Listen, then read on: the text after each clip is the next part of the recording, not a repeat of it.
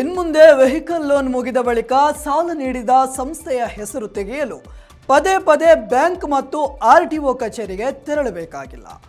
ಹೌದು, ವಾಹನಕ್ಕಾಗಿ ಪಡೆದಿದ್ದ ಸಾಲ ತೀರಿದ ಕೂಡಲೇ ಆರ್ಸಿ ಬುಕ್ನಿಂದ ಸಾಲ ನೀಡಿದ ಬ್ಯಾಂಕ್ನ ಹೆಸರು ತಂತಾನೇ ರದ್ದಾಗುವ ಹೊಸ ವ್ಯವಸ್ಥೆಯನ್ನ ಕೇಂದ್ರ ಸರ್ಕಾರ ಜಾರಿಗೆ ತಂದಿದೆ.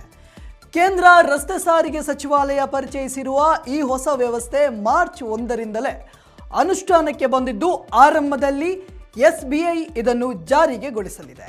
ವಾಹನ ಸಾಲ ಪಡೆಯುವಾಗ ಬ್ಯಾಂಕ್ಗಳಿಗೆ ಆ ವಾಹನಗಳನ್ನು ಅಡಮಾನ ಅಂದರೆ ಹೈಪೋಥಿಕೇಶನ್ ಮಾಡಬೇಕಾಗುತ್ತೆ.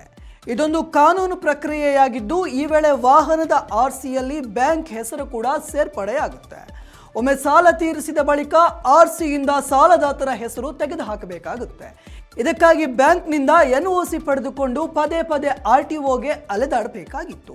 ಈ ಅನಗತ್ಯ ಕಿರಿಕಿರಿ ತಪ್ಪಿಸಲು ಕೇಂದ್ರ ಸರ್ಕಾರ ಆನ್ಲೈನ್ ಮೂಲಕವೇ ಸ್ವಯಂ ಆಗಿ ಹೈಪೋಥಿಕೇಶನ್ ತೆಗೆದುಹಾಕುವ ಹೊಸ ವ್ಯವಸ್ಥೆಯನ್ನು ಜಾರಿಗೆ ತಂದಿದೆ.